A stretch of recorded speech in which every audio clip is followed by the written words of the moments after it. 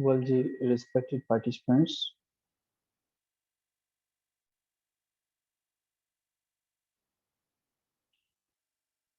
before proceeding further, I am assuming that I am audible and the screen is there. Let me share my screen with you.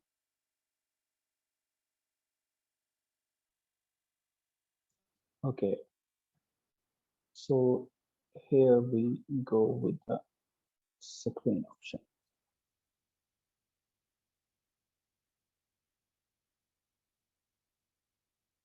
Okay,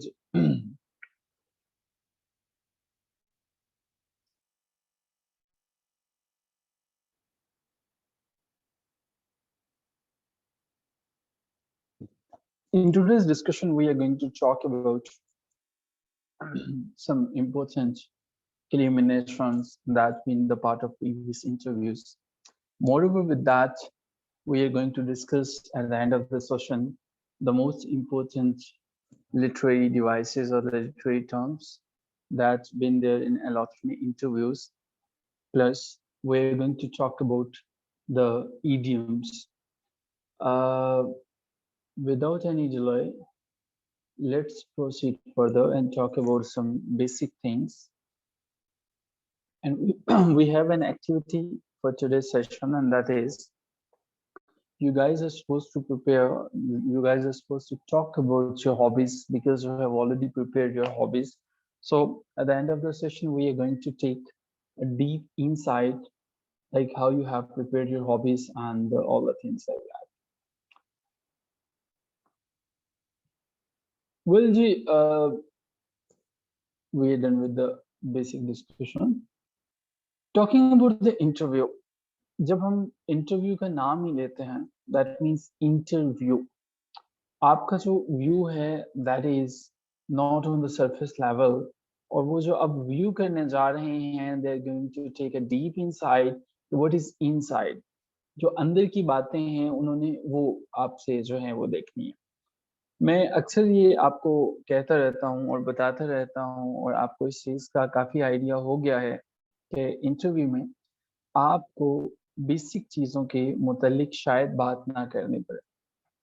जब कल आपने introduction की एक activity की थी और introduction में जब आपने अपना इंट्रोडक्शन दिया था, उसमें आपने देखा होगा कि कुछ चीज़ें ऐसी थी, I was ruling out some main points कि आपको अपने इंटरव्यू में इन पॉइंट्स को मेंशन नहीं करना है.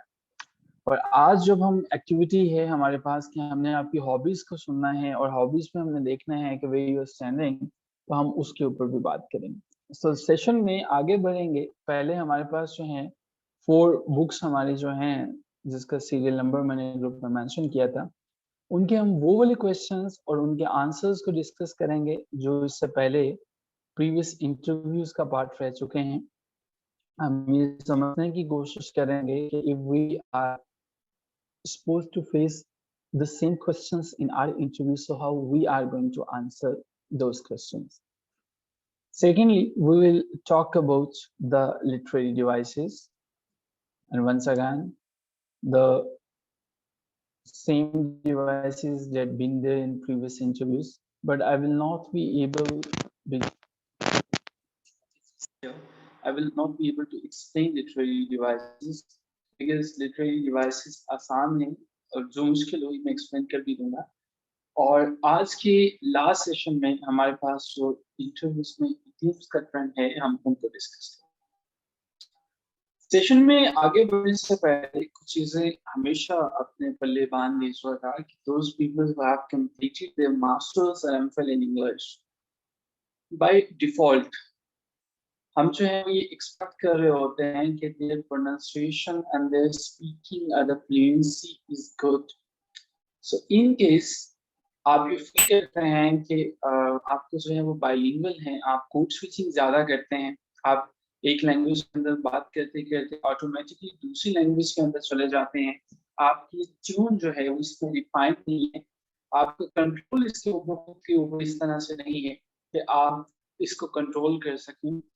एक कोड स्विचिंग वो होती है, कोड स्विचिंग एक जुबान से दूसरी जुबान में चला जाना. कोड स्विचिंग होती है कि जिसमें आप खुद से समझते हुए, जानते हुए खुद को तब्दील करते हैं। Like you can communicate easily in English, you can communicate easily in your native language, but you are switching code intentionally.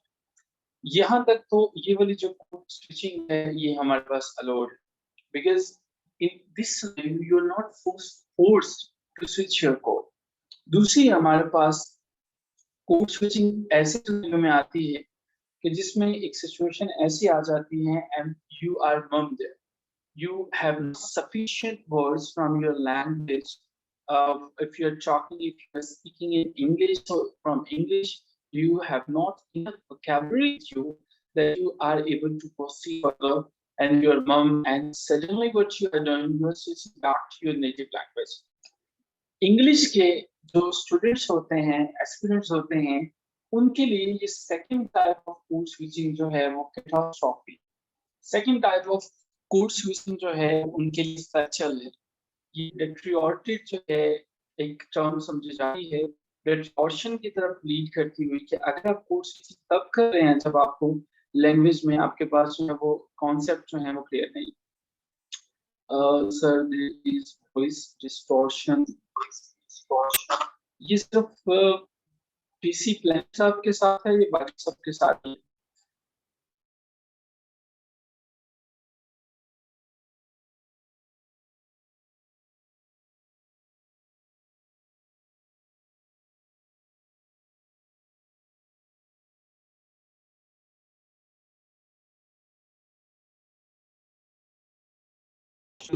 So distortion.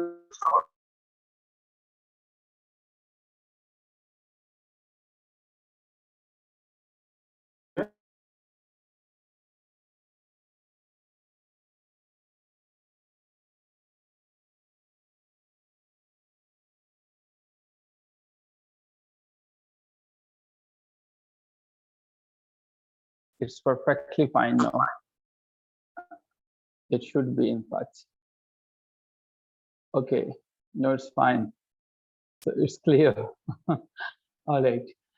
Okay, so before this disruption, we were talking about the code switching, and I was talking that you are not supposed to go for the second type of code switching. The first type of code switching is, for example, if I'm communicating with you and I am at a certain stage, for example, I'm talking to you, but that is actually the second type of code switching. When you are silent, when you do not know what to do next, what to say next, okay? So जिस तरह से पुराने जमाने में हम recorder सुना करते थे और उसमें हम देखा करते थे कि एक खास पर्टिकुलर पॉइंट पे आके वो स्ट्रक हो जाता था, और उस स्ट्रक होने की वजह से हमें ये फील होता था कि okay there is something wrong. तो हमारे पास if your communication skills are not good, what you will do, आपने इसको इम्प्रूव करना है। एक ऐसी कम्युनिकेशन स्किल्स, क्योंकि इंटरव्यू में आपके नॉलेज से ज्यादा आपकी कम्युनिकेशन स्किल्स को देखा जाता है, आपकी कम्युनिकेशन स्किल्स, और ये बहुत इंपॉर्टेंट है कॉम्पिटिटिव एग्जाम्स का जो इंटरव्यू है। मैं इस प्लेटफॉर्म से, बिकॉज हमारी तमाम क्लासेस रिकॉर्डेड क्लासेस होती हैं, किसी का नाम लिए बगैर हमारे बहुत से ऐसे जानने वाले हैं, और आपके भी जानने वाले होंगे, आपने भी देखा होगा। इनफैक्ट कुछ ऐसे लोग हैं जिनका जो है वो आप शायद उनसे वाकिफ हो, उन्होंने रिटर्न ना सिर्फ क्वालिफाई किया, पता नहीं उन्होंने रिटर्न के लिए को कितनी दफा क्वालिफाई कर लिया। सो एक दो दफा नहीं, and specially in the case of Punjab public service commission, क्योंकि केपीके में हमारे जो दोस्त वहाँ पे होते हैं, जो इंटरव्यू पैनल का पार्ट होते हैं, सब्जेक्ट स्पेशलिस्ट, दे मेंशन के वहाँ पे फिर भी रिटन के मार्क्स देख के थोड़ा बहुत सिंपथाइज कर लिया जाता है कि अगर कोई 25 में से जो है वो 23 या 22 पे हो तो इंटरव्यू में अच्छा स्कोर दे दिया जाता है। सॉरी 45 में से अगर कोई 40 या 41 पे हो तो उसको अच्छा स्कोर दे दिया जाता है, 22-23 मार्क्स में। पंजाब पब्लिक सर्विस कमीशन के साथ अलमिया ये है, या इसकी फेयर पॉलिसीज कह लीजिए, या ये गुडनेस ये है कि यहाँ पे ऐसा कुछ नहीं होता है। In case you are not able to perform very well there in your interview, they are going to reject you, and not for a single time, maybe for multiple times. So you need to work on your communication skills. और यहाँ पे जब हम communication skills की बात करते हैं, पहला क्वेश्चन हमारे जहन में आता है, how we are going to improve our communication skills. Communication skills जो हैं, अगर हमें इनको improve करना है तो इसको इम्प्रूव कैसे करेंगे? लेकिन इम्प्रूव करने से पहले इसकी इम्पोर्टेंस क्या है? देखिए, सक्सेसफुल कम्युनिकेशन जो है आपकी पर्सनैलिटी को इल्यूसिडेट करती है, बताती है कि आप कितने अच्छी तरह से चीज़ों को हैंडल कर सकते हैं। अगर एक पर्सन यूनिवर्सिटी को यूनिवर्सिटी कह रहा है, तो डेफ़िनेटली आपका पैनल जो है वो आसानी से अंदाज़ा लगा सकता है कि आपने कितना वर्क जो है वो किया हुआ है। सो आपको इनको इम्प्रूव करना है और improvement definitely that's not the process of a single day. आपको इसको इम्प्रूव करने के लिए जो है वो कुछ चीज़ें मैं भी आपके साथ शेयर कर देता हूँ। पहली चीज़ तो आपने ये याद रखनी है कि इम्प्रूवमेंट के लिए अगर मैं आसानी के लिए 10 आपको टिप्स जो हैं वो शेयर करना चाहूँ, if I am going to share the tips with you and in total the tips are 10 tips, my first tip will be listen, listen and listen. Participants, if you are not listening anything, you cannot speak anything. Those people who are good listeners, definitely they are going to communicate in excellent manners. If you want to remove your misunderstandings, if you want to get confidence, you should listen those people who are speaking English. Those people who are there. और हमारे पास पाकिस्तान में जो है रहते हुए problem क्या है? पाकिस्तान में प्रॉब्लम ये है कि in your locality you will not find enough people who can speak, who can talk to you in the English language. और मुमकिन है कि अगर आप किसी से बात करना भी चाहें तो आपको एक कोल्ड शोल्डर मिले और आपको एक ऐसा रिस्पॉन्स मिले कि जिसमें डेफिनेटली आप फील करें कि ये मुझे वो रिस्पॉन्स नहीं है जिसकी मुझे तलाश थी। लिसनिंग के लिए मैं आपको एक बड़ी अच्छी सजेशन दूंगा। हाँ, और ये लोग बहुत कम इसको फॉलो करते हैं, लेकिन अगर आप इसको करें तो मेरा ख्याल है कि ये बहुत देर तक आपको हेल्प आउट करेगी। लिटरेरी बुक्स के ऊपर, हर बुक के ऊपर एडेप्टेशन मौजूद है, सिनेमैटिक वर्जन मौजूद है, इंग्लिश के अंदर जो है वो होती हैं। अगर आपके पास नेटफ्लिक्स की सब्सक्रिप्शन है, फेयर इनफ, आपको सीरीज मिल जाएंगे, बट आपके पास अभी टाइम की चूंकि कमी है, so you are not suppose to go there on Netflix. आपको देखनी है वो एडेप्टेशन, वो सिनेमैटिक वर्जन्स जो कि आपके प्ले शामिल हैं। मिसाल के तौर पर the importance of being earnest, जैसा कि जो आज का हमारा प्ले है, अगर ऊपर वीकेंड था तो अगर आप एक मूवी इसके ऊपर देख सकें तो automatically you are listening thing. So listening is the first thing. देखिए, ये बात गलत है अगर जो लोग कहते हैं कि स्पीकिंग में ग्रामेटिकल मिस्टेक्स की इजाजत होती है। So if you are speaking and the grammatical mistakes are there, that's fine. No, it's not like that. ये ठीक है, आप एक्रोनिम्स को यूज कर रहे हो, आप इनफॉर्मल लैंग्वेज को यूज कर रहे हो, आप इनफॉर्मल बातें कर रहे हो, बट दैट्स नॉट फाइन कि आप इनकरेक्ट इंग्लिश को बोल रहे हो। ठीक है, इफेक्टिव कम्युनिकेशन का मतलब ये है कि व्हाटएवर यू आर कम्युनिकेटिंग, उसको अप टू द मार्क होना चाहिए। एटलीस्ट आपके इंटरव्यू के अंदर ये खाम ख्याली अपने जहन से निकाल दीजिए कि आप जो भी बताएंगे वो चलेगा। तीसरे नंबर पर, आपके लिए मुमकिन नहीं है कि अगर आपकी कम्युनिकेशन स्किल्स वीक हैं, आप अपनी बॉडी लैंग्वेज को कभी भी अपने कंट्रोल में नहीं रख सकोगे। आप फेस टू फेस मीटिंग्स के अंदर अपने कॉन्फिडेंस को कभी अपने कॉन्फिडेंस को उस लेवल पे नहीं लेके जा सकोगे जितना आप एक कॉन्फिडेंट स्पीकर हैं लैंग्वेज के और आप लेके जा सकते हैं।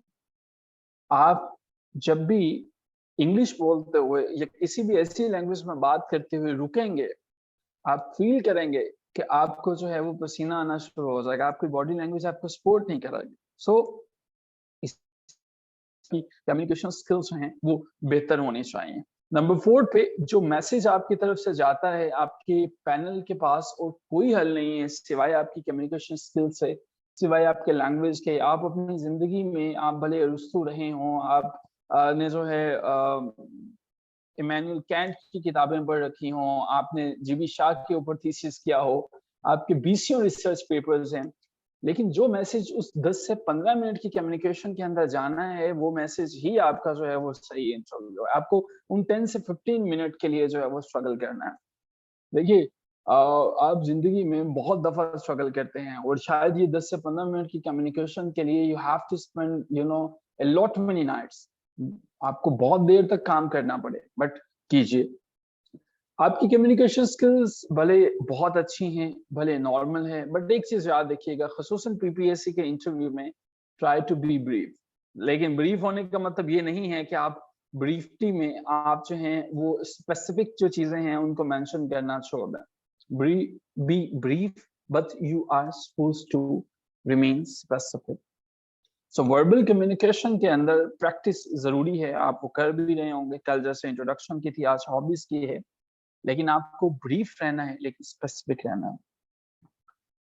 ओके जी, पांचवी टिप जो है वो मेरी तरफ से छठी ये होगी कि आपने जब भी अपने क्वेश्चन को सुनना है तो क्वेश्चन को सुनने के बाद 2 सेकंड्स का टाइम लीजिएगा and the very question, the very adverb, think before you speak is going to help you a lot.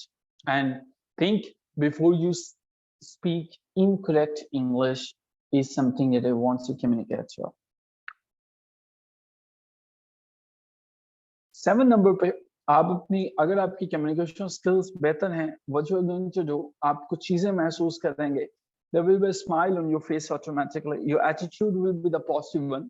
So ये चीजें जो हैं आपके पास सारी की सारी कम्युनिकेशन स्किल जो हैं वो आपको ये देती हैं। इन चीजों से आप खुद को बेहतर फील करते हो कि आपके पास जब हम कहते हैं, अक्सर कहते हैं कि in your interview you are supposed to maintain your smile, लेकिन वो आप कैसे मेंटेन करेंगे जब आपके पास जो है आप एक पर्सन है वो इनकरेक्ट इंग्लिश में बात कर रहा है और पैनल उसके सामने गुस्से में बैठा हुआ है, सो वो कैसे स्माइल को मेंटेन कर सकेगा। सो communication skills are very important and you need to learn these communication skills. Listening आप करेंगे, good listener बनते चला जाएंगे, और 8वें नंबर पे आपने ये सीखना है कि कैसे आप अपनी वर्बल और नॉन वर्बल कम्युनिकेशन के अंदर एक बैलेंस लेके आए। क्या जब आप बात करते हैं तो आपकी बॉडी भी उसी तरह से रिस्पॉन्ड कर रही है, जो वर्बल आपका एटीट्यूड है, क्या नॉन वर्बल में भी वही चीजें हैं। सो वर्बल और नॉन वर्बल को देख लीजिएगा अगर आपको कम्युनिकेशन से क्या होती है, क्योंकि नॉन वर्बल कम्युनिकेशन भी बहुत इंपॉर्टेंट होती है। सो जी, हमारे पास 9वें नंबर पे मेरी टिप आपके साथ ये है कि अक्सर कॉम्पिटिटिव एग्जाम्स के इंटरव्यूज में आपको डेमो के लिए जाना होता है। तो एक तो कम्युनिकेशन वो है जो वर्बल कम्युनिकेशन है, लेकिन अपनी रिटन कम्युनिकेशन को भी बेहतर कर लीजिएगा। जिस पे आपने परफॉर्म करना है, जिस पे आपने डेमो देना है, वो आपने पहले प्रैक्टिस किया हो। सो इसके लिए जरूरी है कि आपकी प्रैक्टिस हो, आपको पता हो कि मैंने कौन कौन सी चीजें जो हैं वो परफॉर्म करनी है और किस तरह से जो है वो परफॉर्म करनी है। And the last thing is visual communication. हम अक्सर जो है वो विजुअल कम्युनिकेशन को स्किप कर देते हैं। विजुअल कम्युनिकेशन इज जो बहुत नेसेसरी है, दैट इज द प्रेजेंटेशन। जो विजुअल एड्स से रिलेटेड है, इसका मतलब ये है कि जो आप कंटेंट दे रहे हैं, जो आप व्हाइट बोर्ड के ऊपर लिख रहे हो, you are not presenting it in unprofessional manners, you are not distracting your audience. So आपने जो भी चीजें, अगर आप व्हाइट बोर्ड पे लिख रहे हो, अगर आप पेपर चार्ट यूज कर रहे हो, आप किसी भी तरह से मैसेज कम्युनिकेट कर रहे हो, कोई स्केच ड्रॉ कर रहे हो, कोई वहां पे पोएम के लिए लिटरेरी डिवाइसेस मेंशन कर रहे हो, आपकी विजुअल कम्युनिकेशन भी इफेक्टिव होनी चाहिए। ऑलराइट, आई एम श्योर कि ये जो 10 टिप्स हैं, अगर आप इनको फॉलो करते हैं, और मेरी फॉलो करने से यहाँ पे मेरी मुराद रिलीजियसली फॉलो करना है, कि अगर आप इनको रिलीजियसली फॉलो करते हैं then definitely you are going to get your desired results. अब इसके बाद थोड़ा सा आगे बढ़ते हैं। I am sure that my message is very clear till now and you guys, आपको ये समझ में आ गया, you have understood everything about the communication skills. The next section that we are going to talk about is, हमारे पास previous interviews के कुछ questions हैं। अगर हम बात करते हैं, आज हमारे पास हेनरिक इब्सन के 2 हमारे पास जो हैं वो फ्रेज हैं। The first one हमारे पास जो है ऑफिस में बिठाए में क्लास के बाद मैं देख सकूंगा। अच्छा जी, डॉल्स हाउस जो है, हमें डॉल्स हाउस को देखना है। So what are the questions that have been the part of previous interviews from dolls house. Okay जी, ऐसा कभी मुमकिन नहीं हुआ कि हेनरिक इब्सन का नाम हो और रियलिज्म जो है वो उस पे क्वेश्चन ना पूछा जाए। रियलिज्म एक ऐसी चीज है जो कि हेनरिक इब्सन से डायरेक्टली एसोसिएटेड है। सो हमें जब भी हेनरिक इब्सन को तैयार करना है, डॉल्स हाउस को पढ़ना है, हमें ये समझना है कि ये कोई ऐसी चीज नहीं है कि जिसको हम इग्नोर कर सकें, खुसूसन इब्सन के केस में। सो क्वेश्चन सुनने के बाद मैंने आपसे रिक्वेस्ट की कि आपने जो है कुछ सेकंड्स के लिए रुकना है, उसको देखिएगा। वेल, रियलिज्म की अब जब भी बात करेंगे, रियलिज्म एक मूवमेंट थी, और मूवमेंट कभी भी किसी फर्द वाहिद से लॉन्च नहीं की जाती। Yes, it is all right that Ibsen is considered the father of realism. चौसर भी तो फादर था इंग्लिश पोइट्री का, और हमारे पास फील्डिंग भी तो है इंग्लिश नॉवल का फादर है। तो इट मीन्स कि क्या उन्होंने रियलिज्म को शुरू किया या उन्होंने नॉवल को या पोइट्री को शुरू किया? ये तो 19th सेंचुरी के आगाज में कहीं ये मूवमेंट स्टार्ट होती है और 20th सेंचुरी तक जाती है। एक ड्रामा के अंदर जब थिएटर का रवाज था, ड्रामा के अंदर एक ऐसा हमारे पास कन्वेंशन था जो इससे पहले नहीं था। मकसद ये था कि यार जो जिंदगी के अंदर हो रहा है, जो रियल लाइफ की चीजें हैं, हम उनको क्यों ना परफॉर्म करें। ये क्यों जरूरी है कि हम artificial sets, costume, sounds, lightings को यूज करें? ये क्यों जरूरी है कि हम लाइफ से हट जाएं? सो इब्सन को कहा जाता है कि Ibsen is considered that person कि जिसने रिक्रिएशन पे जोर दिया, हु रिक्रिएटेड एवरीथिंग, जिसने लाइफ की रियल डिपिक्शन जो है वो दी। इसके जो कैरेक्टर्स हैं, जब हम उसकी बात करते हैं तो इसके कैरेक्टर्स जो हैं वो लाइफ लाइक हैं। वो बोलते हैं तो ऑथेंटिक डायलॉग्स होते हैं, उनकी जो एक्टिंग होती है वो हमारी रियल लाइफ के मुतल्लिका होती है। उनके जो नैरेटिव हैं, उनके जो साइकोलॉजिकल ड्रिवन चीजें हैं, वो डे टू डे लाइफ से हैं। सो ये रियलिज्म है। Realism, yes, he is considered the father of realism, and he is. आप डॉल्स हाउस से एग्जाम्पल ले सकते हैं, आप वाइल्ड डक से एग्जाम्पल ले सकते हैं। So very easy question as compare to the other question. So yes, he is. लेकिन एक चीज याद रखिएगा, ये आर्टिस्टिक मूवमेंट्स कभी तनहा नहीं आती हैं, ये अकेली नहीं होती हैं। जब आप रियलिज्म पे बात करते हैं, आपको नेचुरलिज्म की भी बात करनी पड़ेगी। आपको समझना पड़ेगा कि रियलिज्म के अंदर जो है वो हमारे पास कितनी टाइप्स हैं। हमारे पास क्या इसके अलावा कोई और भी रियलिज्म है? तो आपको पता चलता है सोशलिस्ट रियलिज्म भी है। आपको ये पता चलता है कि हेनरी गिब्सन के अलावा और लोगों ने भी इस पे ऊपर काफी काम किया। सो मेरी रिकमेंडेशन है इस क्वेश्चन को ठीक ठाक तरीके से तैयार किया जाए, और जो बेसिक चीजें मैंने आपके साथ शेयर की हैं इनको ढंग से एक्सप्लोर किया जाए। रियलिज्म को हम समझ चुके, नेचुरलिज्म याद रखिएगा। अगर बात हो रही है हेनरिक इब्सन के मुताल्लिक, डेफिनेटली ये सारी की सारी जो इज्म्स हैं ये थिएटर के कॉन्टेक्स्ट में पूछे जाएं। वंस अगेन मेरा वही आंसर होगा, और मैं आपसे भी यही रिक्वेस्ट करूंगा कि जब आप अपने इंटरव्यू में बात करेंगे, you are not suppose to talk about the movement. Movement कभी भी फर्द वाहिद की लाई हुई मूवमेंट नहीं होती है।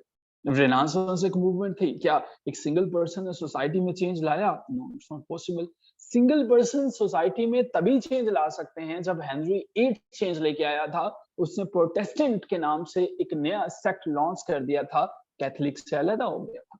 जब आपके पास पावर होती है, लेकिन जब आपके पास पावर होती है तो डेफिनेटली आप जुबान को भी तब्दील करते हो। मुगल आए यहाँ पे, उन्होंने अपनी लैंग्वेज दी, उन्होंने पर्शियन को लॉन्च किया। अंग्रेज आए, उन्होंने अपनी लैंग्वेज दी, उन्होंने इंग्लिश को लॉन्च किया।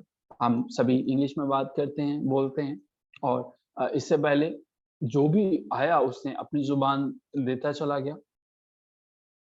सो इस कहानी के अंदर जो इज़म्स की स्टोरी है वो इसलिए इम्पोर्टेंट है कि हमें ये समझने की जरूरत है कि जो मूवमेंट होती है, बात मूवमेंट से निकली थी। मूवमेंट एक ऐसी कोशिश होती है जो लोग मिलकर करते हैं। जब भी आप इज़म्स को डिस्कस करते हैं, भले वो नेचुरलिज्म है, भले वो रियलिज्म है, आपको समझने की ये इन इज़म्स की ओरिजिन कहाँ पे है?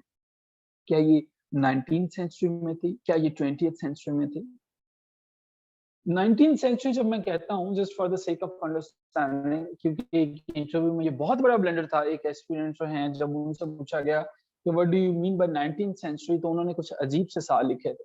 19th सेंचुरी से आपको क्या समझ में आता है, या 16th सेंचुरी से क्या समझ में आता है? ये सेंचुरी कब शुरू होती है, कब खत्म होती है? आप अपने ईयर्स लिख सकते हैं। जब हम कहते हैं कि 16th सेंचुरी, तो क्या ज़हन में आता है? या जब हम कहते हैं 19th सेंचुरी, तो कौन से ईयर्स आपके ज़हन में आते हैं? आप सभी अपने आंसर्स जो हैं वो दे सकते हैं, आप सभी अपने पॉइंट ऑफ व्यू शेयर कर सकते हैं। यहाँ पे कुछ सही कुछ गलत नहीं है और no one is going to penalise you guys. So आप जो हैं देख सकते हैं। एग्जैक्टली हमें ये समझने की जरूरत है। नहीं जाहिद साहब इसको थोड़ा सा बैक कर लीजिएगा, 1900 नहीं होगा। सो जब हम जो हैं 16 से मुराद उन्होंने 16 से ऑनवर्ड जो है वो लिख दिया था। नेचुरलिज्म की हम बात करते हैं। नेचुरलिज्म हमारे पास एक ऐसी मूवमेंट रही थी कि जिसने रिफर किया था थिएटर की तरफ। बाकी भी प्लेस में बाकी भी चीजों में नेचुरलिज्म थी, लेकिन नेचुरलिज्म जब हम कॉन्टेक्स्ट इब्सन की बात कर रहे हैं तो हमें थिएटर के कॉन्टेक्स्ट में बात करनी पड़ेगी। देखिए थिएटर ने हमेशा ये कोशिश की कि इल्यूजन दे सके, आपको रियलिटी जो है वो दिखा सके। थिएट्रिकल जो परफॉर्मेंसेस थी, वो जो स्ट्रेटजीज को यूज कर रहे थे उसके जरिए। और ये कोई इंग्लिश कल्चर की प्रोडक्ट नहीं है। नेचुरलिज्म तो जब पैदा होता है जब फ्रांस के लोग जो हैं वो फ्रेंच के जो प्ले राइट्स हैं जब वो काम करना शुरू करते हैं। एक बड़ा फेमस प्ले है हमारे पास स्ट्रिनबर्ग का, मिस जूली जो है उसने इस पे काम किया। आसानी से आपको इसके मुतालिक डिटेल्स मिल जाएंगे। सो नेचुरलिज्म से मुराद ये है कि when you are trying to create the illusion of the reality. So आप किसी चीज को प्रेजेंट करने की कोशिश कर रहे होते हो एक इस तरह से कि आप उसको नेचुरल उसको लाइफ जो है वो ग्रांट कर रहे होते हो। लेकिन इन इज़म्स को समझना जो है, इन इज़म को समझना इतना इजी नहीं। लेकिन हम चूंकि थिएटर के कॉन्टेक्स्ट में बात कर रहे हैं तो थिएटर के कॉन्टेक्स्ट में हमारे पास जो नेचुरलिज्म है जिसने ये बताती है कि जो जितने भी हमारे गिर्द इंसिडेंट्स होते हैं, जितने भी इंसान हैं, सारे के सारे जो हैं वो नेचर से हैं। वो किसी एक चीज से ओरिजिन उनका है और वो नेचुरल है। इसी तरह से जब हम नेचुरलिज्म थिएटर की बात करते हैं तो हमें ये पता है कि जो हमारे कैरेक्टर्स जो परफॉर्मेंस दे रहे हैं, whatever they are performing, they are talking about the real life. So ये हमारे पास जो है वो डिफरेंस है रियलिज्म और नेचुरलिज्म के अंदर। आई एम श्योर कि ये कुछ इजम्स की बातें हैं, मुश्किल बातें थी, but I have tried my level best to explain them in very in my the very possible words that I can use, and I have used the medium Urdu for the explanation of these terms, and I'm sure that these terms are clear now. So अब हमें इससे पहले कि ये जो isms हैं, मैं आपको ये भी बता दूं कि इजम्स जो हैं जब आप पढ़ते हैं तो इनको सिर्फ पढ़िएगा नहीं, इनको आपने ठीक ठाक तरीके से इन पर वर्क करें, आपने वन लाइनर्स में इनको जो है वो बनाते चले जाइए। So we have a question in the chat box. Did Ibsen challenge the Norwegian societal convention knowingly? अच्छा देखें Zahid, I would like to answer this question that controversy was there. कहा यह जाता है कि हेनरिक इब्सन जो है इसने थिएटर को चेंज कर दिया था, और इसको जो थिएटर को चेंज करने की वजह थी उसके पीछे भी इसकी अपनी लॉजिक थी। मॉडर्निज्म का ये बानी समझा जाता है हेनरिक इब्सन जो है, और कहा जाए कि शेक्सपियर के बाद जिसने सबसे ज्यादा प्ले राइट जो मुतासिर करने वाला है वो भी यही है। सो हेनरिक इब्सन ने जो कन्वेंशंस को चैलेंज दिया था, if you are seeking if you want to take my point of view, yes, ये वो पर्सन था जिसने अपनी प्लेस हिस्ट्री में बनाई विलियम शेक्सपियर के बाद, तो ये नोइंगली काम कर रहा था। ये वो पर्सन था जो नेचुरली मूव ऑन कर रहा था, and that is the reason कि जब हम इसको पढ़ते हैं, इसके जो जितने भी काम हमें पढ़ते हैं, हमें ये लगता है कि ये कैरेक्टर्स के जरिए कुछ ऐसी रियलिटीज दे रहा है जो कि सारी की सारी सोसाइटी के कन्वेंशंस को चैलेंज करता है। इसका जो कैरेक्टर है, नोरा का कैरेक्टर है, वो आइकॉनिक स्टेटस का है। वो एक ऐसा स्टेटस है जो कि सिंबल है, जो कि through out the world exist करता है, और न सिर्फ ये एक पर्टिकुलर सोसाइटी को बल्कि ये तमाम सोसाइटी की कन्वेंशंस को चैलेंज करता है कि हर जगह पे वुमेन जो है वो they are fighting for the liberation and the equality, even in Pakistan. अभी पाकिस्तान में एक कल परसों हम जो है वो एक बहुत ज्यादा जो है वो डिबेट सुन रहे हैं एक एक्ट के ऊपर, और वो क्या है, so everyone is fighting for the liberation. So yes, knowingly he challenge, और इसकी वजह ये थी कि हेनरिक इब्सन एक ऐसा जीनियस था जिसने कैप्चर किया था मैन को, और उसने कैप्चर करने के बाद मैन को ये बताया था कि what is the importance of the female. So my point of view is yes, and I would take references from the doll's house. I think that I have answered your question. अब यहाँ से have I answered your question, Mohammed Zahid? So I may proceed further.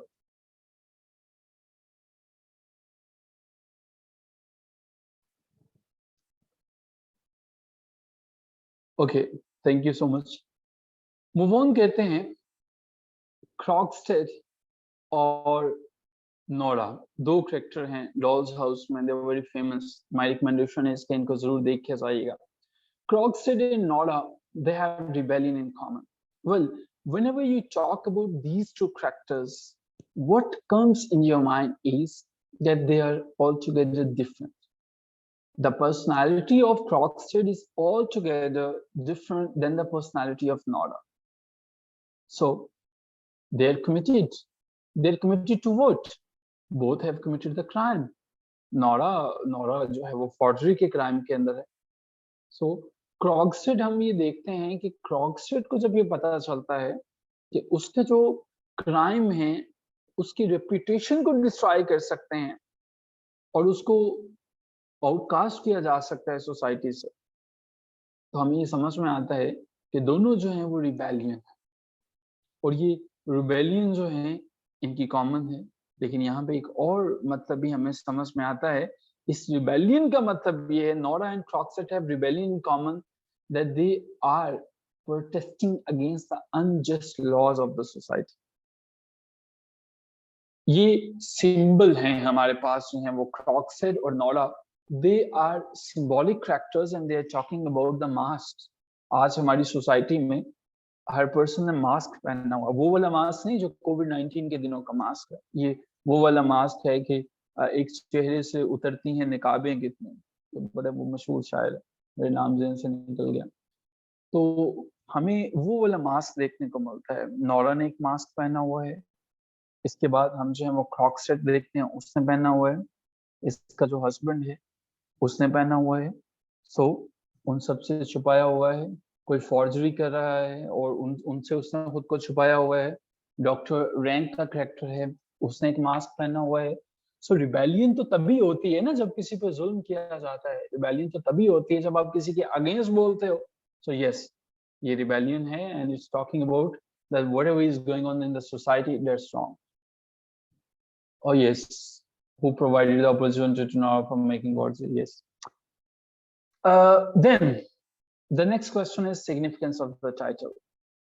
Remember, participant, the very character Nora. Nora को लगता था कोई वो एक doll है. उसको क्यों लगता था वो डॉल है? Because उसकी जो जिंदगी में उसका जो हस्बैंड है वो उसे एक टॉय की तरह ट्रीट करता है, ना कि एक ह्यूमन बीइंग की तरह. देखिए ये जो डॉल्स हाउस है ना, हम अपनी जिंदगी में दो चीजें होती हैं. एक होती है ऑब्जेक्ट्स जिनको हम खरीद सकते हैं. मार्केट में गए, डॉल्स खरीद के ले आए, कोई थॉट नहीं है उसके अंदर, कोई कुछ नहीं है. उसको उठा के लिए फेंक दिया, कुछ दिन बाद बच्चे ने खेला, उसके बाद डॉल के बाजू तोड़ दिए, टांगे तोड़ दी, उठा के कूड़े में फेंक दिया, एंड दैट्स ऑल. नोरा को लगता था कि मैं वो डॉल हूँ. इससे पहले मेरे फादर जो हैं वो मुझे कहा करते थे डॉल चाइल्ड.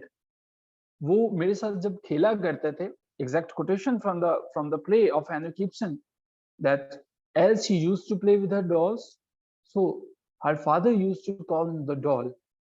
So अब जो है उसने अपने फादर की तरफ वो सोचती है कि अब उसकी जो फादर के साथ एफिलिएशन थी वो और थी, लेकिन फादर ने उसको जो रेट किया वो एक डॉल की तरह था. और इसका जो हस्बैंड है, हमारे पास जो है हस्बैंड का भी बिलीव यही था. वो भी उसके साथ जो है वो एक सर्टेन वे में उसको ट्रीट करता है. जब कभी वो बॉल पे जाते हैं, the ball means the dancing event. So dolls is representing the delicate nature of the female, that every person, every male, like the patriarchal society, they are taking the female one as they're the just objects.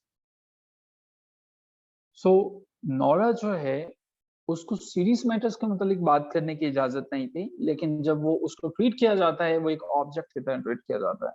और yes Zahid, at the end of the discussion of the doll's house, some readings are recommended. Try to explore these characters, Crocs said Dr. Rank, Nora and Mrs. Linde, these characters are important. इनको जो है वो जरूर देखिएगा। Okay जी, यहाँ तक हो गई हमारी डॉल्स हाउस पे बात।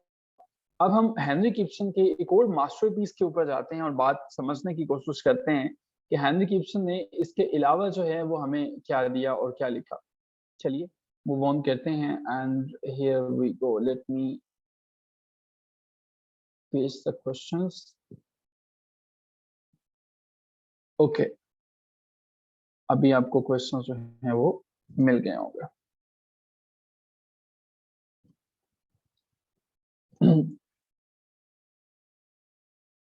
The first question from the Wild Duck is Truth by Gregors. अच्छा, कितने लोग ऐसे हैं? How many of you have read this particular play by Henrik Ibsen, The Wild Duck? You're just supposed to mention me in the chat box. Okay, all right. Shafkat is the only one. Okay, we have 3 participants. Okay, जिन्होंने नहीं पढ़ा इसको जरूर देख लीजिएगा। Henry Gibson के 2 he plays मैं आपको रिकमेंड करूंगा, एक द डॉल हाउस है और दूसरा जो है वो वाइल्ड डक है, इसको जरूर देखिएगा। द वाइल्ड डक के अंदर जो पहला क्वेश्चन है, truth by Gregers paves the way of catastrophe in the wild duck, is it fine to tell a lie sometimes. देखिए, अगर मैं आपसे ये कहूं कि झूठ बोलना चाहिए तो शायद आप कहें कि ये बहुत बढ़िया बात है, झूठ नहीं बोलना चाहिए। लेकिन अगर मैं ये कहूं कि किसी को एक छोटी सी, यहाँ पे मैं एक हिस्ट्री से एक कोटेशन को कोट करना चाहूंगा। एक बादशाह सलामत के सामने एक ऐसा बंदा जब लाया गया जो किसी जुबान में उन्हें गालियां दे रहा था, तो क्योंकि उसे कत्ल किया जाना था, तो बादशाह सलामत को वो बिल्कुल सरेआम गालियां दे रहा था। उसमें से एक, जब बादशाह ने अपने वजीर से पूछा कि ये मुझे बताइए कि ये मुझे क्या कह रहा है, उन्होंने कहा जी वो आपसे कह रहा है कि आपका इकबाल बुलंद हो, मुझे छोड़ दिया जाए, आप बहुत रहमदिल हैं, मुझे कत्ल ना किया जाए। करीब से दूसरा मशीर बोला कि नहीं, ये झूठ बोल रहे हैं, उसने तो आपको गालियां दी। तो बादशाह ने कहा कि तुम्हारा जो झूठ है उसका झूठ तुम्हारे सच से बेहतर। कहानी का ये करैक्टर जो ग्रेगर्स है, अगर आप इस छोटे से इंसिडेंट को ज़हन में रखते हुए द वाइल्ड डक को पढ़ेंगे, चीजें बड़ी ढंग से समझ आ जाएंगी आपको। वाइल्ड डक के कॉन्टेक्स्ट में कि ग्रेगर जो है हमारे पास एक ऐसा पर्सन है जो लोगों को बताता है कि एक कैरेक्टर किस तरह से दूसरों को डिसीव कर रहा है। मैं कहानी यहाँ पे नहीं सुना रहा, मुझे इस क्वेश्चन को जस्टिफाई करना है कि वो किस तरह से कैटास्ट्रॉफी की बात करता है। ओह यस, देखिए आइडियलिस्टिक विजन्स कुछ भी हो सकते हैं, हमें सच बोलना चाहिए। ग्रेगर्स मेन कैरेक्टर है और वो एक ऐसा कैरेक्टर है जो हमेशा सच की तलाश में चलता रहता है। उसको लगता है कि जिंदगी में जो भी करूंगा वो अच्छा करूंगा, सच करूंगा।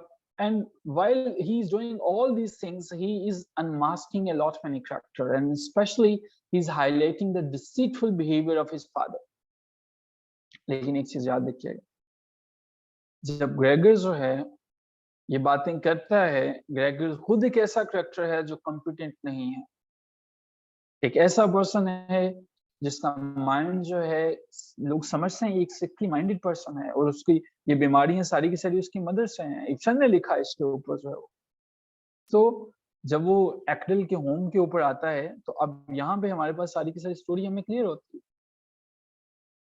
सो यस, हमें जो है is it fine to tell a lie sometime? Yes it is fine, but the context is important. Like Gregor ने जिस तरह से सच बोल के सब कुछ तबाह कर दिया, शायद वो झूठ बोलता तो सब कुछ सेव हो जाता। तो this is something that you can answer this question. ये क्वेश्चंस आपको एक्सप्लोर करने पड़ेंगे बिकॉज हमारे पास काफी वर्क का प्रेशर होता है आपके साथ ही अभी काम करते हुए। हमारे पास 2 रिमेनिंग प्लेस हैं, फिर इडियम्स भी हैं, फिर लिटरेरी डिवाइसेस भी हैं। तो इट्स नॉट पॉसिबल कि मैं सारी स्टोरी या सारी के सारे जो है वो समरी आपको बता सकूं। आई एम श्योर बहुत से एस्पिरेंट्स को मैं ये जानता हूँ, वो वॉइस मैसेज में अपनी प्रोग्रेस बता रहे होते हैं और अपने प्रॉब्लम्स को शेयर करते हैं, और मेरी कोशिश होती है कि उनके साथ जब भी मुझे टाइम मिले तो मैं उनको जरूर रिस्पॉन्स करूँ। आपको मेहनत करनी पड़ेगी इंटरव्यूज में, और काफी मेहनत करनी पड़ेगी। ये अगर कोई आपसे ये कहे कि आप 1-2 घंटा जो है वो क्लासेस लेके या हमारे प्लेटफॉर्म को ज्वाइन करने के बाद आपको पढ़ने की कोई जरूरत नहीं है, ये चीजें ऑटोमेटिकली जहन में उतरते चला जाएंगी, ये बकवास है, ये गलत है, ये झूठ है। हाँ, ये ज़रूर सच है कि जो चीज़ें आपके साथ शेयर की जा रही हैं, अगर आप इनको कर लेंगे, इट मीन्स कि चांसेस जो हैं वो अगर पहले 40% थे, तो फिर 90% पे चले जाएँगे। बट काम आपको करना है। आपको ज़रूर जो है वो स्ट्रगल करनी है, और हमारी तरफ से जो आपको पुश अप किया जाता है, जो मोटिवेशन है और जो आपको प्रोसीड फर्दर करना है कि ये डायरेक्शन है, इस पे चलेंगे तो आपको जो है वो सक्सेस मिलेगी, वो कंटिन्यूअसली हम आपको देते रहेंगे। बट आपको मूव ऑन करना है कि ये जो इंटरव्यू में क्वेश्चंस पूछे जाते हैं, ये जो बुक्स आपके साथ हैं, इन्हीं बुक्स में से आपके साथ भी क्वेश्चंस जो हैं वो पूछे जाएँगे, इन्हीं में से चीज़ें होंगी। तो आपके पास जब मटेरियल मौजूद है और आप फिर भी उसमें से ढंग से परफॉर्म ना कर सकें, इट मीन्स कि फिर तो हमारे पास जो है वो कुछ कुछ और हमें सोचना चाहिए। ये आपके पास मौजूद है, ये शेयर किया गया है, ये मटेरियल जो है आपके पास मौजूद है। मैंने काफ़ी दफ़ा ये लिस्ट शेयर की है, पीसी प्लैनेट। आप अपना नाम सजाद यूज़ कर लें तो वो ज़्यादा अच्छा होता है। पीसी प्लैनेट साहब, हमने काफ़ी दफ़ा ये शेयर किया। Okay जी, talking about the next question, title significance of the wild duck. इसकी टाइटल की सिग्निफिकेंस पे हमें बात करनी है कि टाइटल की जो है वो क्या सिग्निफिकेंस है। सो टाइटल की सिग्निफिकेंस पे बात करने से पहले हम यहाँ पे एक छोटा सा ब्रेक लेते हैं और मूव करते हैं हॉबीज की तरफ। हम आपकी हॉबीज जो हैं उनको अटेंड कर लेते हैं, क्योंकि मुझे बेसिकली टुडे वाज संडे, तो हमारी तो चूंकि क्लासेस कुछ स्किप हो गई थी, लेकिन कुछ ऐसी मीटिंग्स होती हैं जो कि बैकग्राउंड में चल रही होती हैं, लेकिन अब जो है हमें उनको पोस्टपोन किया है, लेकिन आपकी हॉबीज को भी हम सुनना चाह रहे हैं। तो हॉबीज कितने लोग ऐसे हैं जो इस पे बात कर सकेंगे? अभी हमने सिर्फ इसके पहले क्वेश्चन पे बात की है। कितने लोग ऐसे हैं जो अपनी हॉबीज पे बात करना चाह रहे हैं, जिन्होंने अपनी हॉबीज वाले पोर्शन को प्रिपेयर किया आज के इंटरव्यू के लिए? जो अपने हैंड रेज करेंगे पहले हम उन्हीं के जो है उनसे रिक्वेस्ट करेंगे कि वो प्रोसीड फर्दर करें। अपने हैंड रेज करेंगे, ऑप्शन है चैट बॉक्स में, यस नहीं लिखेगा, सिर्फ बिलावल ने किया है और बाकी किसी ने नहीं किया। Bilawal is the only person जिन्होंने किया, सज्जाद ने किया, गुलाम मुस्तफा ने किया।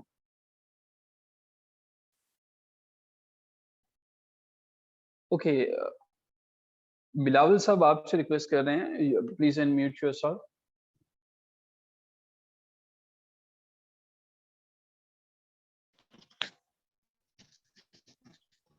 Good evening Bilawal, how are you? I'm fine, sir. How are you? वालेकुम अस्सलाम, I'm perfectly good gentleman. So Bilawal, चूंकि हमें जल्दी से मूव करना है, so talking about your hobbies, and you'll your time. Okay. Well, I do a lot of things in my leisure time, but the main things I do include book reading, meditation, and sometimes movies, watching movies.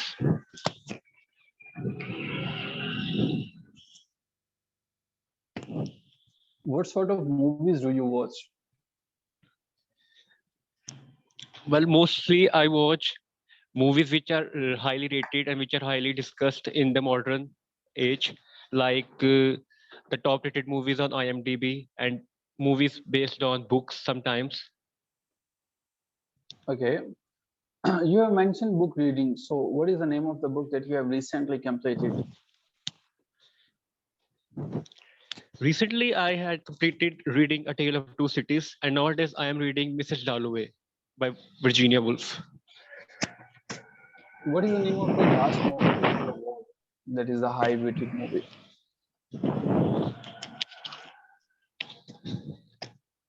The last movie I watched was Shawshank Redemption. Very good. So have you read the book version of the Shawshank Redemption?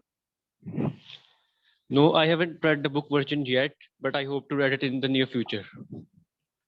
Okay, what do you feel about the Andy Dickinson's character? Do you feel that he is justified, like in the beginning when he kills his wife? Well, I think the character of Andy is overall a redemptive character. In the start, he's shown that he is being punished for something he never committed. Also, it's an ambiguous thing, but overall, he is a redemptive character who passes through all the pain and torture and comes out crystal clean from the water in the end. So do you feel, what is the message that you have received after watching the movie? And you know, it is a book. So who's the writer of that book? The writer of that book is Stephen King. Okay.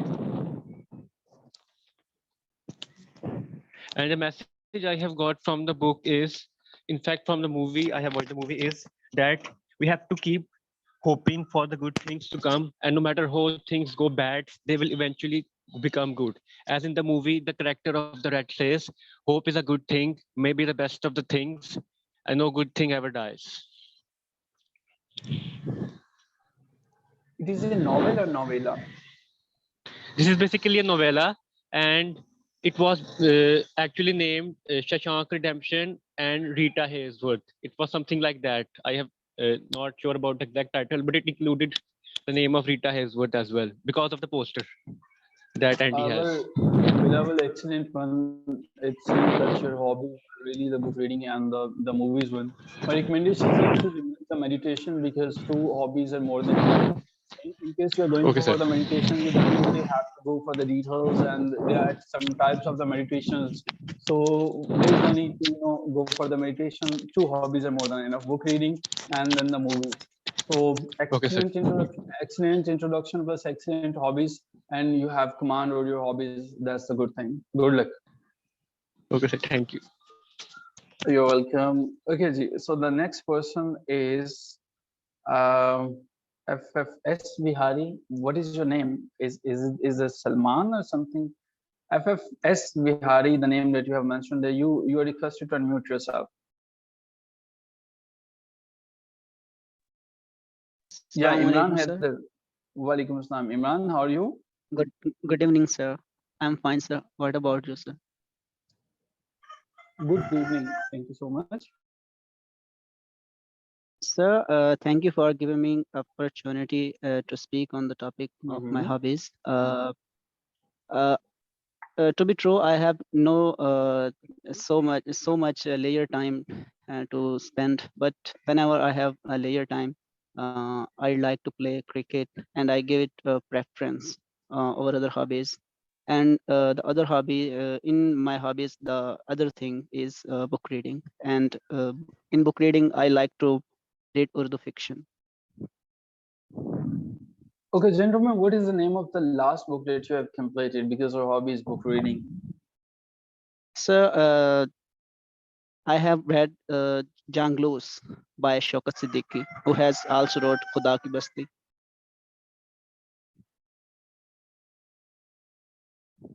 Fair enough. Shaukat Siddiqui. So Shaukat Siddiqui, and you have read the Khuda Ki Basti and Jangloos. No, sir. I have read only Jangloos. Okay, I'll start from tomorrow about Khuda Ki Basti. Okay, so how you see the character of Rahim Dad and Lali? What is the actual story between them? What sort of affiliation they have, Rahim Dad and Lali? Sir, basically they are the criminals, and by fate they become together, and after that they run from their feudal lord. I am unable to recall it, the name of their feudal lord. And then the setting of this novel is in the place of Sahiwal. The city name is Sahiwal and Kadrabad. So Lali, he at the end of the novel, he is unable to get a prestige. Thank you so much. Thank you so much, Imran. The last question is there any other Pakistani writer who is writing in English and you have read that? Is there any Pakistani writer who's writing from Pakistan in English? Because you are interested in Urdu fiction, so I'm sure that you have read the English fiction as well. Yes, also, sir.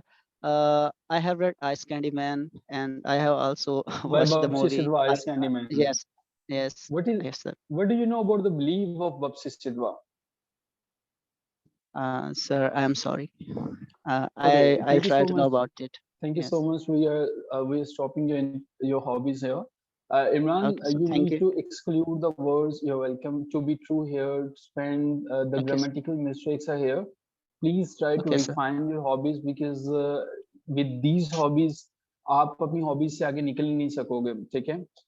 When they're Okay, listening sir. the very first 2 to 3 terms और आप जो है वो hobby के बाद बता रहे हो I have some other hobbies, तो hobby तो एक ही होती है ना, या Okay. आप बता सकते हो Okay. I have ji. 2 hobbies, तो other hobbies जो है that's not the appropriate term.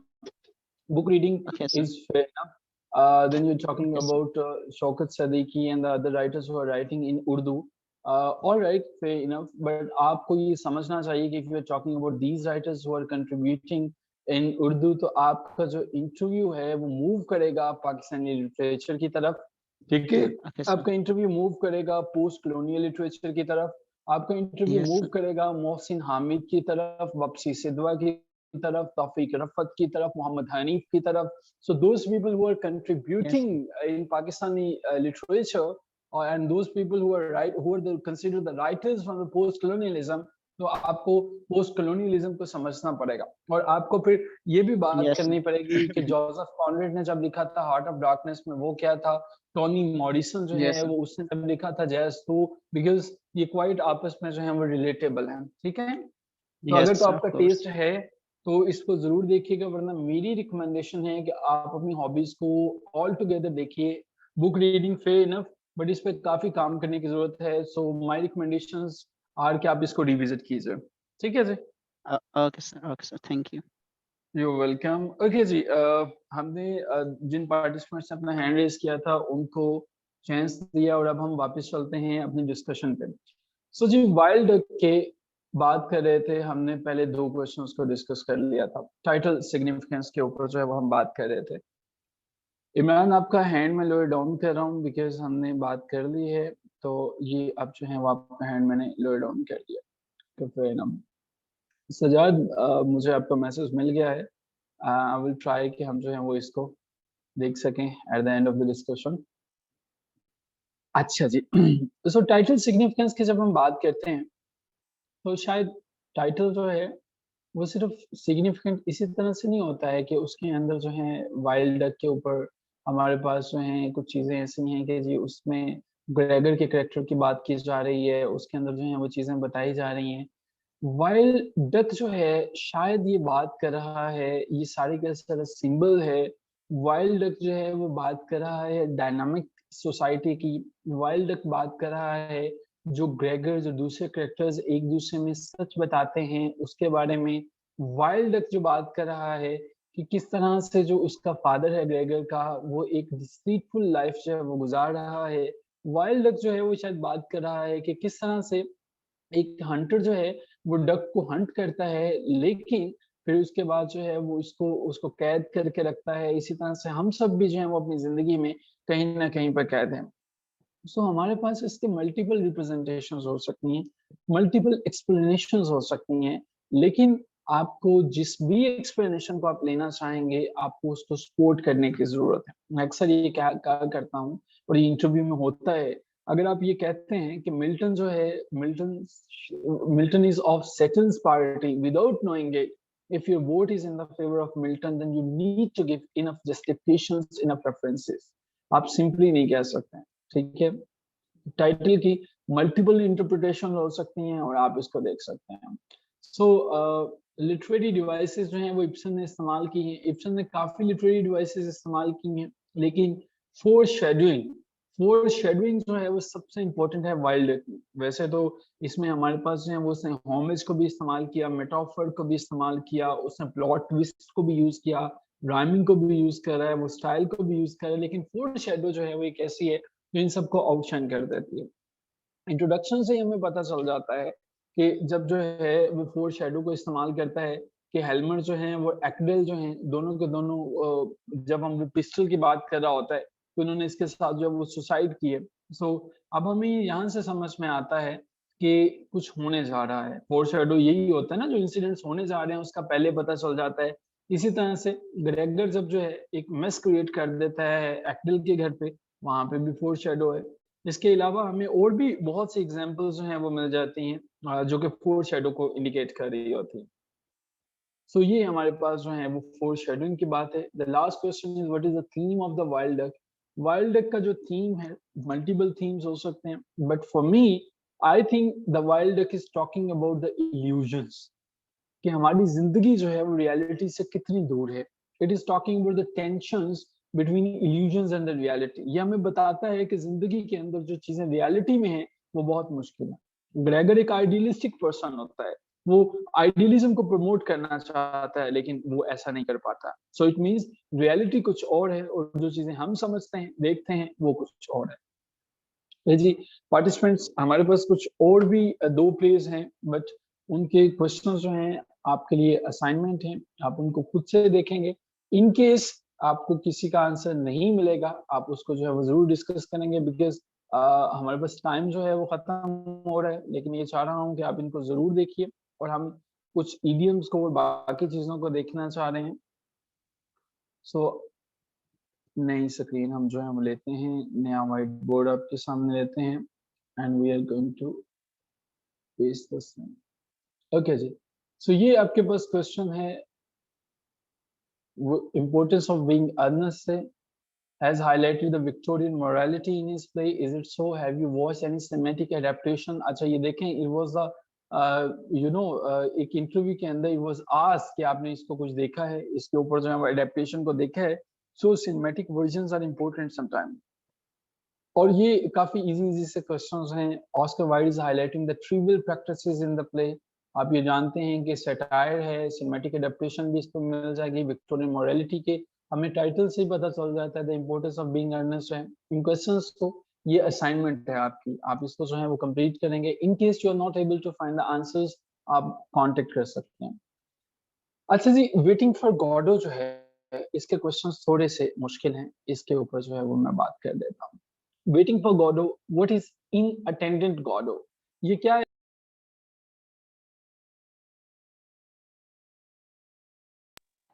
What is inattendant Godot? Inattendant Godot क्या है? Yes, that is the French title of the play. So French title of the play हमारे पास है inattendant Godot. आप इसको भी एक्सप्लोर कर लीजिएगा कि ये जो टेक्स्ट है, for the very first time it was composed somewhere in October 1948 and January 1949. So English में तो ये कहीं बाद में आया था, translated version था, so 1955 के करीब जो है वो आया था। So inattendant Godot is the real name of the play. अच्छा जी, ये जो फिलॉसफी है दिस हमारे पास जो है वो एग्जिस्टेंशियलिज्म जो है वो, आसान लफ्जों में समझा देता हूँ। इसलिए ये जरा इम्पोर्टेंट था, तो इसलिए मैंने इम्पोर्टेंस ऑफ बीइंग अर्नेस्ट के क्वेश्चंस आपको जो है वो एज एन असाइनमेंट दे दिए, लेकिन ये जरा इज्म्स जो हैं वो जरा इम्पोर्टेंट होती है। अच्छा देखिए, फिलॉसफी ऑफ एग्जिस्टेंशियलिज्म जो है वो, एग्जिस्ट, अगर इसको थोड़ा सा मैं तोड़ लूं तो यहाँ पे शायद मैं एक डैश लगा दूं।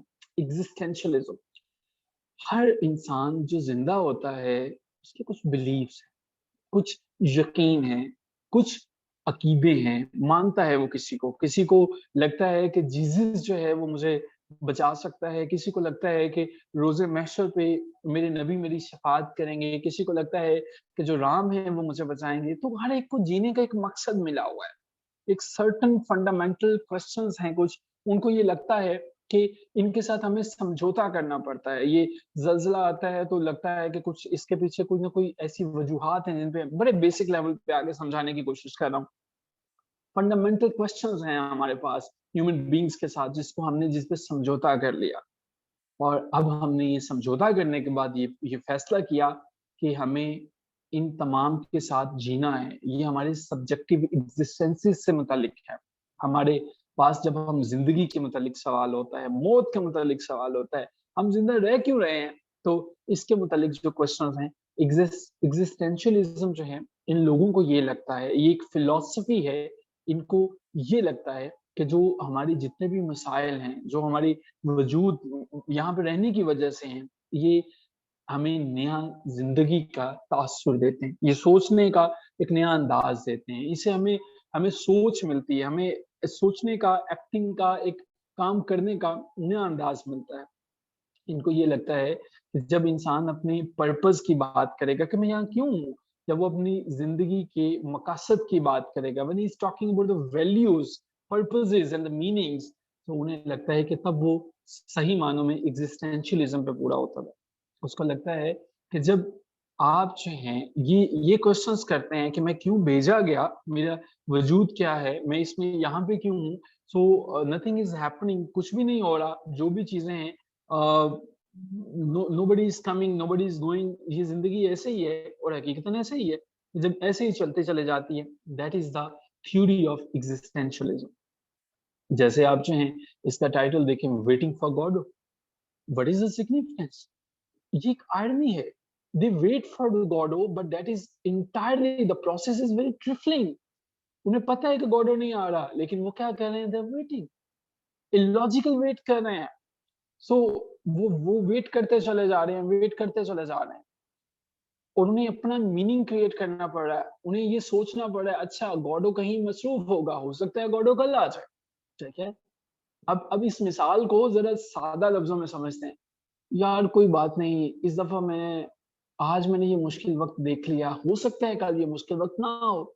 ये जो वजह आपने क्रिएट कर ली ना, ये जो अपना मतलब आपने दे दिया ना, ये है बेसिकली एग्जिस्टेंशियलिज्म। जीने की वजह ढूंढ रहे हो आप, जो है वो आपको जो ह्यूमन रियलिटी थी, जो सिंबल्स थे, जब आपको उनका पता चला कि आपने उसकी कोई ना कोई वजह ढूंढी। सो हमारे पास ये एग्जिस्टेंशियलिज्म है। हमारे पास बड़े काबिल जो हैं वो स्टूडेंट्स हैं, बड़े माशाल्लाह से अच्छे हैं। एक पार्टिसिपेंट है हमारे पास, वैसे तो काफी पार्टिसिपेंट्स गोल्ड मेडलिस्ट होते हैं, लेकिन हमें एक आज स्टूडेंट हमारे इस बैच में राइमा है। Raima, welcome to the session. ये भी गोल्ड मेडलिस्ट है माशाल्लाह से, ये टॉपर है। इससे पहले आपके बैच में यफशी हैं, यशफी हैं या यफशीन है, मुझे हमेशा उनका नाम नहीं याद हो सका कभी भी। तो यशफीन भी जो है वो गोल्ड मेडलिस्ट हैं, कुछ और भी लोग हैं गोल्ड मेडलिस्ट हैं। But the thing is that, ये मैं क्यों बता रहा था आपको, रायमा को भी वेलकम मैंने किया। हम सब ने वजह ढूंढनी है। जब कोई बंदा नाकाम होता है ना, वो सोचता है चलो यार कोई बात नहीं, वो अपनी वजह ढूंढ लेता है। जो कामयाब होता है वो अपनी वजह ढूंढ लेता है। एग्जिस्टेंशियलिज्म का जो कॉन्टेक्स्ट था, उसका मतलब ये है कि आपको सिंबल्स की समझ आनी चाहिए। जब आप होप के ऊपर आते हो, जब आप पर्पस की बात करते हो ना, इट मीन्स कि रियलिस्टिकली आप ये समझें, जो हकीकत बात है कि our lives are the product of the perspective and upbringing. So हमें जो है ये जो नेचर वर्सेस नर्चर की जो डिबेट है ना, जो नेचर वर्सेस नर्चर की डिबेट है, जब हम इसमें पढ़ते हैं, जब हम प्रेयर्स के अंदर चले जाते हैं, होपिंग, मेडिटेशन, थिंकिंग, ये एग्जिस्टेंशियलिज्म, ये जो वेट ये जो लोग कर रहे हैं वहां पे दोनों के दोनों, ये वेट तो हम सभी कर रहे हैं। हम सब अपने अपने वक्त का इंतजार कर रहे हैं, लेकिन हमने इसको वजूहात का नाम दे दिया हुआ है। So that is the philosophy of existentialism. Significance of title आप देख लेंगे। एक और डिबेट बड़ी अहम है कि क्या ये कॉमेडी है या एक ट्रेजेडी है या एक ट्रेजाई कॉमेडी है।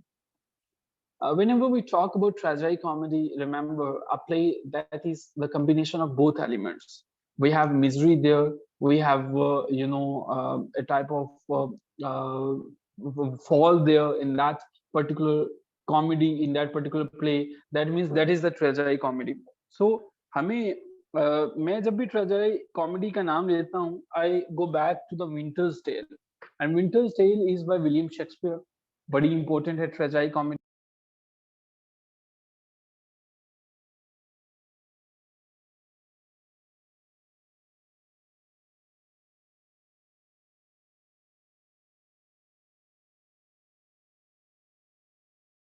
आप उन्हें बस 5 मिनट का टाइम दें, मैं आ रहा हूँ। आई एम सॉरी, ज़रा थोड़ा-सा टाइम ज़्यादा हो गया, बट मैं आ रहा हूँ, उन्हें बिठाएँ। अच्छा जी, सो हमारे पास ट्रेजेडी कॉमेडी जो है, ये एक एग्ज़ाम्पल है जिसके अंदर ट्रेजेडी के भी एलिमेंट्स होते हैं, जिसके अंदर कॉमेडी के भी एलिमेंट्स होते हैं। सो आपने ट्रेजेडी कॉमेडी को जब भी एक्सप्लेन करना है, you need to mention that it's a blend of 2 types, okay? References पे बात कीजिएगा इन जो interview, you are not supposed to speak without references, and my references are go back to the Shakespeare, बल्कि उससे भी पीछे चले जाओ, अरिस्टोटल पे चले जाओ, पोएटिक्स में से references low. You can coat a lot many references, what is comedy and how Aristotle has defined comedy, और ट्रेजेडी क्या है, ट्रेजेडी कॉमेडी होती क्या है, और फिर वेटिंग फॉर गॉडो पे वापस आए और फिर जो है वो बताएं कि ये क्यों थर्ड जॉनर ऑफ पोएट्री समझी जाती है, और फिर ये बताइए कि जब इसके ऊपर डिस्प्यूट है क्यों, वजह क्या है। कि जब हम ट्रेजेडी की बात करते हैं तो ट्रेजेडी का मतलब क्या होता है, और वेटिंग फॉर गॉडो जो है ये सफरिंग की बात कर रहा है, ह्यूमैनिटी के बारे में। लेकिन अगर हम फ्रेजाइल कॉमेडी कहते हैं तो वहां पे ट्रेजेडी नहीं है। अगर हम इसे ट्रेजिक एलिमेंट्स की बात करते हैं तो वो भी तो यहाँ पे मौजूद नहीं है। सो क्या ये ट्रेजेडी है, क्या ये कॉमेडी है? वेटिंग फॉर गॉडो जो है क्या ये ढंग से है क्या? ये भी मैं आपके लिए डिबेट छोड़ के जा रहा हूँ, आप भी इन पे बात कीजिए और हम इसको आंसर कल करेंगे। लेकिन तब तक के लिए आप एक अपने ग्रुप में भी डिबेट कर सकते हैं, उसका आंसर जो है वो फाइंड आउट करने की कोशिश कर सकते हैं कि ये ट्रेजेडी है या ये आप जो है वो कॉमेडी है। और यहाँ पे हमारे पास जो है ढंग से कुछ और चीजें भी हैं जिनको इसी के कॉन्टेक्स्ट के अंदर जो है वो समझा जा सकता है। ट्रेजेडी और कॉमेडी को जब हम बात करते हैं, हमारे पास एक और टाइप की कॉमेडी भी आती है। ये बल्कि क्वेश्चन भी आया हुआ है हमारे पास जो है वो Imran, a question from Imtiaz Ahmed Khan, what is existentialism of? All right, yes, ठीक है। What is black comedy in reference to waiting for Godot? अच्छा देखिए Zahid, talking about the black comedy और डार्क ह्यूमर, ये हमारे पास जो दोनों की दोनों चीजें हैं ना, इनको सॉर्ट ऑफ सिनोनिम समझा जाता है। हमारे पास जो है ये कहा जाता है कि जब हम वेटिंग फॉर गॉडो की बात करते हैं ना, जो सैमुअल बेकेट ने इसमें बड़ी ढंग की चीजें बताई हैं। गॉडो ने डार्क ह्यूमन जो है, हमने वेटिंग फॉर गॉडो में देखते हैं कि वेरियस मोमेंट्स आते हैं, आइडियाज आते हैं, अपील टू ऑडियंस होती है, लेकिन ये सारे के सारे जो रीडर्स हैं, जो ऑडियंस हैं, उनके ऊपर कैरेक्टर्स की नेचर जाहिर कर रहा होता है। व्लादिमीर, एस्ट्रागन, पोजर, लकी, ये सारे के सारे लोग जो हैं वो ये स्टॉक कैरेक्टर्स हैं।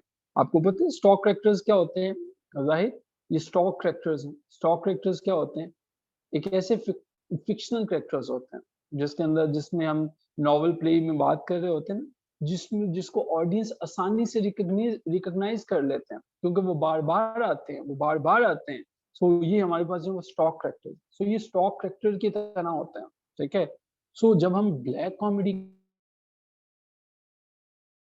वी आर टॉकिंग अबाउट कि ये स्टॉक कैरेक्टर्स जो हैं, ये डार्क ह्यूमर या पैथोस की बात करते हैं, मीनिंगलेसनेस की बात करते हैं, ये अपनी लाइफ के अंदर जो स्टैग्नेंसी है उसकी तरफ बात कर रहे हैं। जैसे मेटामॉर्फोसिस आपने पढ़ा होगा फ्रांस कैफका का, उसमें वो क्या करता है कि उसका जो मेजर कैरेक्टर होता है ग्रेगर सैम्सा, उसको वो क्या करता है, उसको वो एक इंसेक्ट के अंदर बदल देता है। तो अब ये क्या है कि जब उसकी ऑडियंस जो है वो पढ़ती है उसको, उसकी फैमिली ना सिर्फ उस इंसेक्ट को फील करती है बल्कि ऑडियंस भी फील करती है। सो जब हम डार्क या ब्लैक कॉमेडी की बात करते हैं, इनको देखते हैं, तो हमें वेटिंग फॉर गॉडो की ओपनिंग लाइंस मिलती हैं। और ये क्या ओपनिंग लाइन है?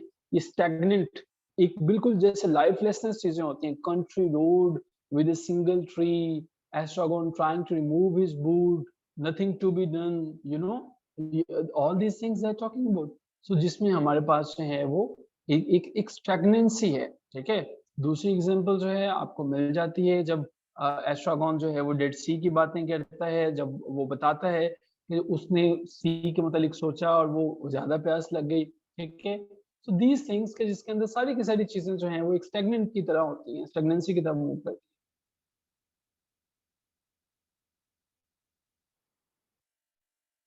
Okay, does Samuel Beckett have tried to show capitalist approach through the character of Posner and Levy? अच्छा, इसमें दो तरह के जो हैं वो डिबेट्स मौजूद हैं। सैमुअल बैकेट के जो एनालिसिस आप जो है वो कर रहे हैं ना, इसके अंदर जो है कि इनके कैरेक्टर्स जो हैं वो डिपिक्ट क्या करते हैं या क्या ये कैपिटलिस्ट अप्रोच को जाहिर करते हैं। ये दोनों के दोनों कैरेक्टर्स जो हैं वो एंटीथीसिस हैं जाहिर। These characters are antithesis, but they are very strong and they are tied to one another, so physically भी और metaphysically भी। so जब हम इस तरह की बात करते हैं कि इसने जो है वो ये क्या कैपिटलिस्ट अप्रोच को जाहिर करते हैं, so हमारे पास जो है वो दोनों अप्रोच को देखना है, और उन अप्रोच को देखने के लिए हमारे पास सबसे अच्छा ये जरिया है कि we need to find out the relationship between Estragon and Vladimir.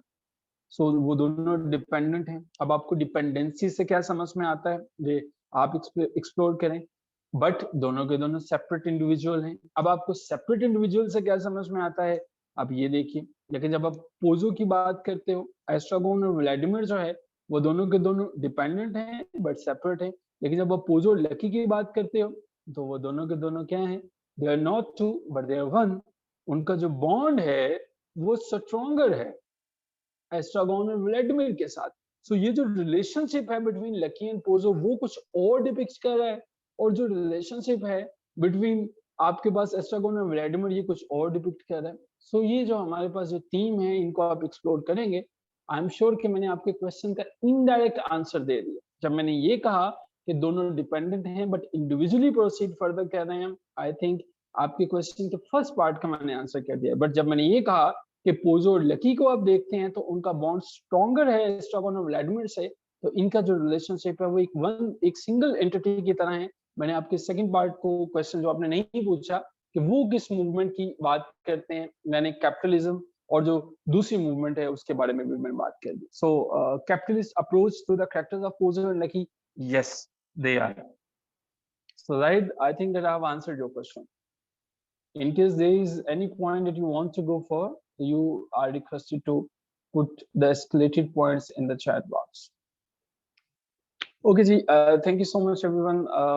I'm sorry the time is really up and I want to share a lot many things with you, but in tomorrow's session I will, because someone is there who's waiting for me and I have already taken 11 minutes more. So thank you so much. We'll share the remaining things tomorrow with you. Till then, take care of yourself. Have a good evening. Khuda Hafiz. Ghulam Mustafa, ये बड़ा मुश्किल सवाल है। We'll try कि हम इस पर काम कर सकें। मेरे पास अगर रिकॉर्डेड वर्जन आज भी आया तो मैं शेयर कर दूंगा।